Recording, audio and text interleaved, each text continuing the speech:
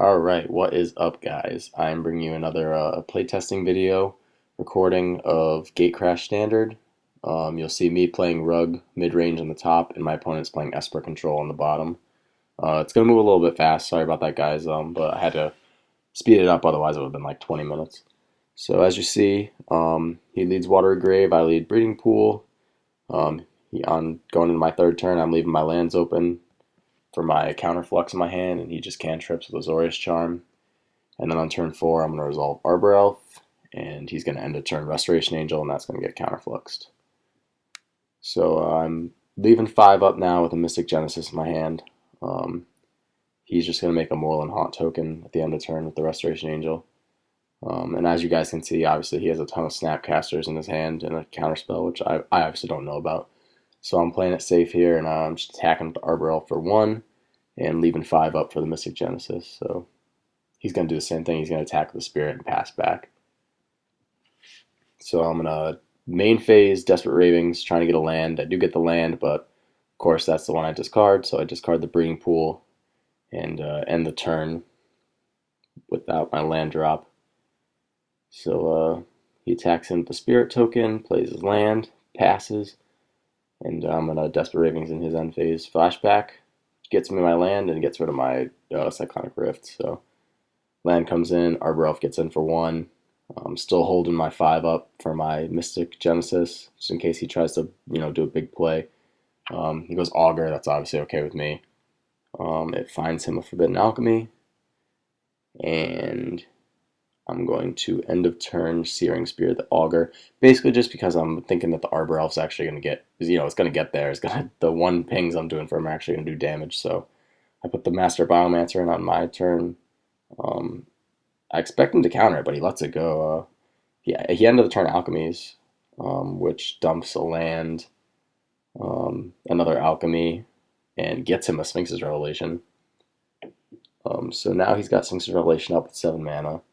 And he attacks him with the Spirit. See, he draws a Supreme Verdict here, but he's actually smart because he knows I have to get value out of the Biomancer. I have to play something else. So he just attacks with the Spirit token and passes, tapping my guys with Feeling of Dread. So I go Thragtusk, but I mean, obviously he doesn't want that to resolve. So he tries to dissipate it, and then I Mystic Genesis to dissipate, which gives me a 5/5 Ooze from the Biomancer. And Thragtusk comes in as a 7/5, gains me 5 life. And then Arbor Elf and Biomaster get in there for 3 combined. So he attacks with a Spirit for 1. Obviously now I'm tapped out. He has the Supreme Verdict at this point. So he goes with the Verdict, wipes my board, and leaves me with a 3/3 Beast. So I attack him with the 3/3 Beast. He flashback Feeling of Dread to tap it down. And then here you guys are gonna see me tap out like 6 here. Like, think about it. I'm thinking about just while he's tapped out nailing him with a big Clan Defiance for damage, but I decide against that because I want to get the max value out of it. I want him to play something first so that I can kill this guy and do damage to him. But he just passes the turn, and I'm gonna hit him again with the Beast token, and this time I'm going to try to resolve Garruk Primal Hunter for 5. Oh yeah, he's gonna go Snapcaster, and that's gonna be fine. Then he's gonna try to dissipate it, but I've got a main deck negate in my hand for the dissipate. So Garruk resolves. He's gonna go up a counter and get me another 3/3, which will help me defend against the Snapcaster. All right, so he goes Tameo right here. Good play on his part because I only have 2 open. So he goes Tameo to tap the Beast down to try to get into the Snapcaster, so I can't draw next turn.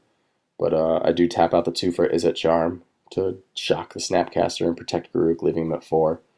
And now I'm pretty much in a position to have a really big turn here because he's tapped down to 2. So I activate the Kessig Wolf Run on my Beast token for 2.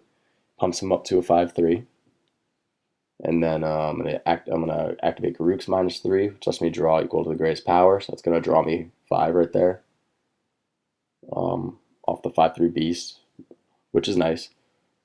And then another good thing about it is I just get to attack with the 5/3 right into the Tameo, which has 5 counters. He's gonna try to bounce the token with Azorius Charm, but I'm obviously not going to let that happen. So Snapcaster comes in and flashes back my negate, gets rid of that, gets me the Snapcaster, and Tamiyo's gone. So I put Arbor Elf down there. I mean, I know it's committing more to the board, but at this point, I'm thinking I'm pretty much just going to win by him board wiping and then me hitting him with a huge Clan Defiance or something like that. So I'm just trying to get as many mana, as much land and mana producers up as possible, so I can maybe end the game without him really realizing what's happening.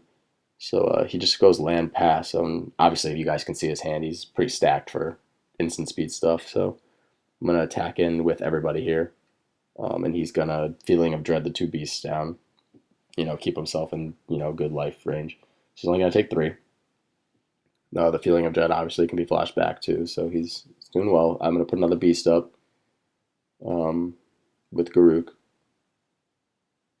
And then I choose to resolve Farseek here. I'm trying to ramp as many lands as possible to get the Clan Defiance pretty big, and that's not something I think he's going to counter, obviously. So here if he flashes back the Feeling of Dread right now, just so to get the Beast tapped, so that he can flash in Snapcaster essentially as an ambush Viper to try to kill Garuk. And he's just going to gain value, draw value off the Azorius Charm flashback, cantrip, just so the Snapcaster's not a waste. So here he tries to swing into Garuk, which only has 2 counters on it. Good play on his part. So he's going to take that from me. I don't have anything to stop it, obviously, and if I did, I probably wouldn't save it. It's gotten its value at that point. He flashes in Snapcaster for Supreme Verdict, wipes my board, but he's basically tapped out again with like 2 lands. So I'm going to go Biomancer right here, and I'm basically just going to... I know he can't dissipate, so I just go Zagana right after what Zagana's going to get 2 counters from the Biomaster, and it's going to come into play with 2 counters because Biomaster's power is 2. So it comes into play as a 5/5. It's going to refill my hand, which is nice, and I'm going to leave up 2 lands. As you guys see, it's a red and a colorless. So no blue up, but I do have Desperate Ravings up in the end phase, so he's going to get a free turn right here. So he puts a second Moreland Haunt into play. And I don't think he's going to keep the Sphinx's Revelation up. A lot of people would say, well, why didn't he just main phase the Sphinx's Revelation? Because I was tapped out. But if he does, I mean, he essentially loses, because then as he's tapped out, I'll swing in with the Kessig and trample over for damage, which I can't do because he'll blow me out with Azorius Charm if he has it, if I just pump a guy. So he's going to try to end of turn Sphinx's Revelation. So I get in there, drop him to 3. And then I'm going to go for the finish with the Clan Defiance for X equals 3, just to see if he has a counterspell. He obviously doesn't, but he has Sphinx's Revelation, so he's going to tap out for Sphinx's Revelation, X equals 6. And then I'm going to flashback Ravings, trying to look for a counterspell. I find a Snapcaster that comes in, and then that's going to flashback as a charm. So thanks for watching, guys.